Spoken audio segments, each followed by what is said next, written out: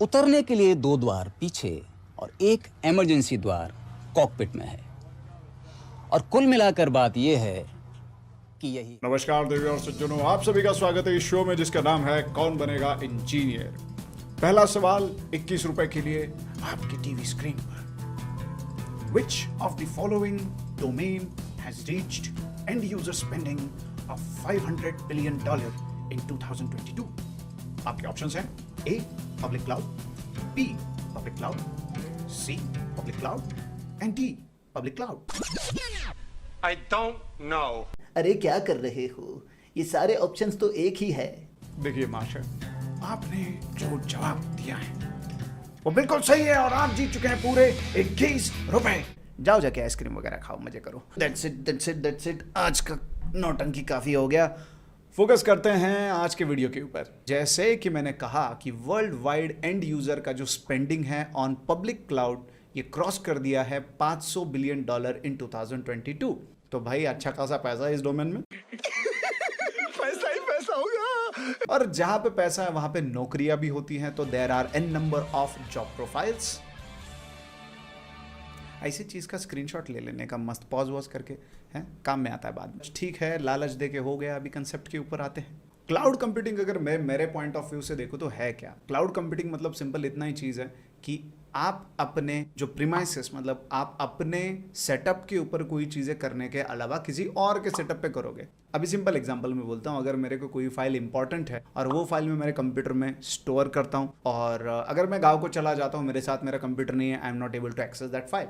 लेकिन वही फाइल अगर मैं गूगल ड्राइव के ऊपर डाल देता हूँ तो पूरी दुनिया में कहीं से भी मैं जीमेल को लॉग इन कर जाऊँ, I will be able to access that file. ये हो गया एक क्लाउड स्टोरेज का एग्जाम्पल। ऐसे नहीं कि सिर्फ AWS, Azure, GCP वगैरह ये सारी सर्विसेज हैं, ऑफ कोर्स मैं मानता हूँ, लेकिन ऐसी बहुत सारी सर्विसेज हैं जो कॉमन यूज मतलब डे टू डे एक्टिविटीज़ में हम क्लाउड को यूज़ करते हैं। ऐसे नहीं कि भाई जो क्लाउड इंजीनियर्स हैं वही क्लाउड का इस्तेमाल कर रहे हैं, राइट। कॉमन पब्लिक हम लोग भी इस्तेमाल करते हैं क्लाउड टेक्नोलॉजीज का। There are some real life example आपने कहीं ना कहीं सुना रहेगा। ईमेल, जो ईमेल हम करते हैं भाई अपने एंड पे स्टोर नहीं रहता है, वो जो भी ईमेल प्रोवाइडर है उनके सर्वर्स के ऊपर स्टोर होता है। उसके साथ जो अटैचमेंट जाता है वो भी अपने कंप्यूटर पे लोकली स्टोर नहीं रहता है, वो कहीं और स्टोर रहता है। दूसरा है फेसबुक। फेसबुक के ऊपर काफ़ी फोटोज़ वगैरह अपलोड किए, वीडियोज़ वगैरह अपलोड किए। क्या ये फोटोज़ और वीडियोज़ अपने सिस्टम पे स्टोर्ड है? नहीं। नो। अगर आपके सिस्टम से डिलीट भी हो जाए तो फेसबुक के सर्वर पे वो अवेलेबल है। सेम इंस्टाग्राम का भी सेम कहानी है, देन व्हाट्सएप का भी सेम कहानी है। उसके बाद गूगल डॉक्स, अगर कोई एक माइक्रोसॉफ्ट वर्ड का फाइल मैं अपने एंड पे बनाऊं और यहाँ पे बना के इसको यहीं पे मैं रखता हूँ लोकली, और अगर मैं कहीं और जाऊँ बाहर तो मैं इसको एक्सेस नहीं कर सकता हूँ, लेकिन अगर गूगल डॉक्स के ऊपर वो फाइल है, कहीं से भी मैं लॉग इन करूँ, कहीं से भी मैं उसके ऊपर काम कर सकता हूँ। ये एक चीज़ है। उसके बाद ड्रॉपबॉक्स के बारे में सुना होगा। Then Google Drive is a good example of cloud storage.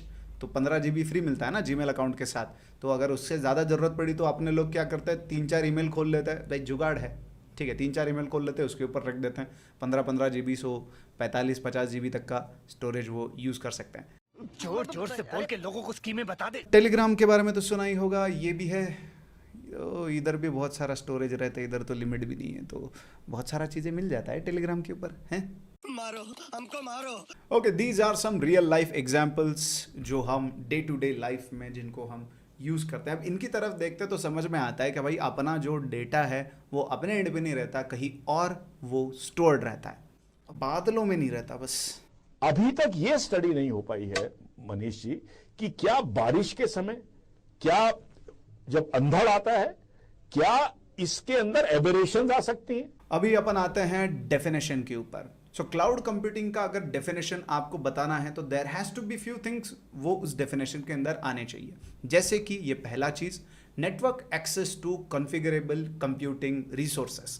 अभी नेटवर्क एक्सेस मतलब क्या? एग्जाम्पल, सब ने गूगल ड्राइव यूज किया रहेगा। रिसोर्सेज स्टोरेज, वो स्टोरेज प्रोवाइड करता है। तो अगर मैं मेरा फाइल गूगल ड्राइव के ऊपर रखता हूं, तो अगर मेरे पास इंटरनेट है और जीमेल का यूजर नेम पासवर्ड मेरे को याद है, ईमेल आईडी पासवर्ड मेरे को याद है, तो मैं पूरी दुनिया में कहीं से भी उस फाइल को एक्सेस कर सकता हूं।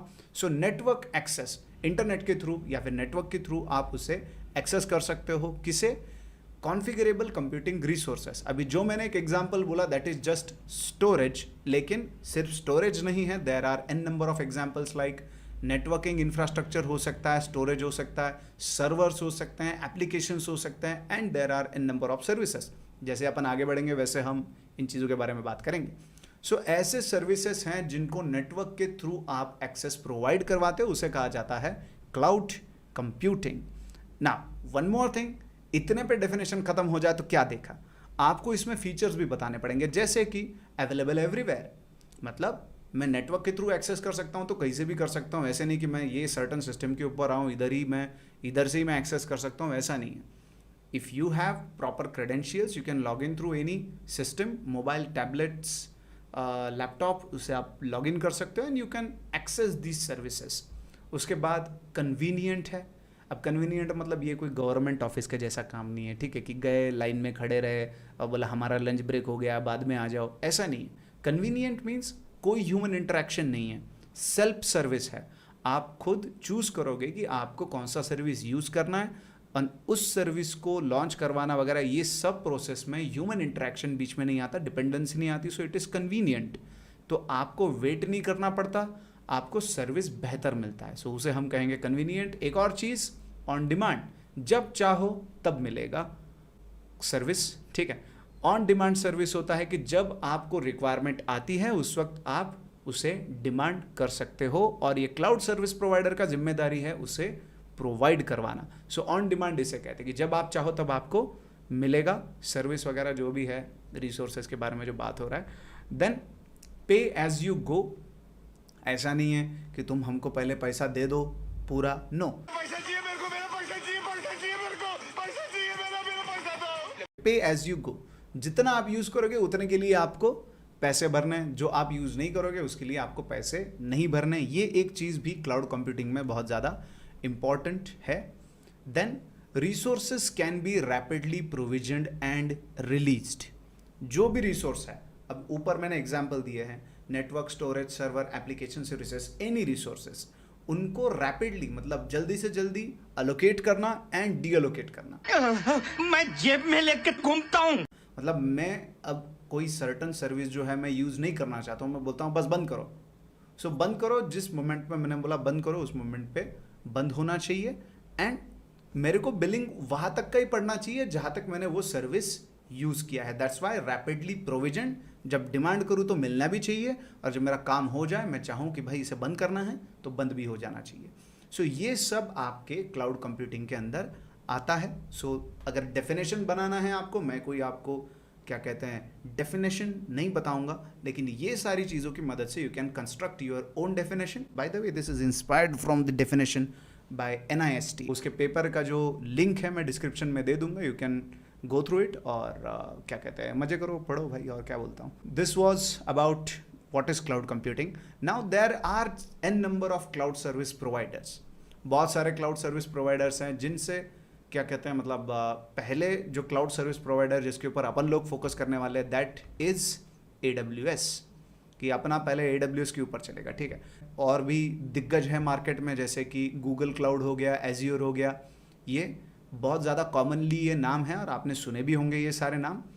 लेकिन ऐसा नहीं कि ये तीन ही है मार्केट में, there are n number of cloud service providers available जो रिसोर्सेस मैंने बोला है इसके पहले के वो लोगों को अवेलेबल करवाते हैं। IBM है, उसके बाद Alibaba, Oracle, red hat, DigitalOcean and Rackspace, ऐसे बहुत सारे हैं।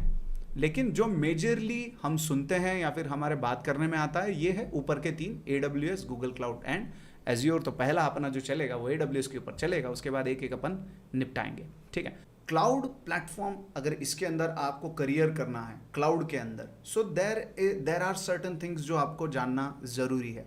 देखो क्लाउड प्लेटफॉर्म के ऊपर there are n number of services available, लेकिन सर्विस को यूज़ कैसे करने का ये तो पता होना चाहिए। मतलब फॉर एग्जांपल मैं बोलता हूँ कि मैं मेरे लैपटॉप के ऊपर मारियो गेम खेल सकता हूँ, बढ़िया बात है, नॉट एन इशू।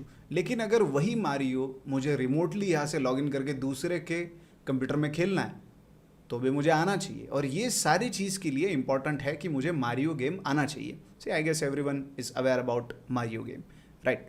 सो अगर मारियो मैं मेरे सिस्टम में खेल सकता हूं, तो अगर दूसरे के सिस्टम में लॉग इन करता हूं तो वहां पे भी मुझे वो खेलते आना चाहिए, ठीक है। लेकिन अगर मुझे दूसरे के सिस्टम में लॉग इन करना आ गया, लेकिन मुझे मारियो गेम क्या है और वो मुझे पता ही नहीं है खेलना कैसे है, तो मैं वहाँ पे कोई कंपटीशन अगर लग जाए तो मैं जीत नहीं पाऊंगा।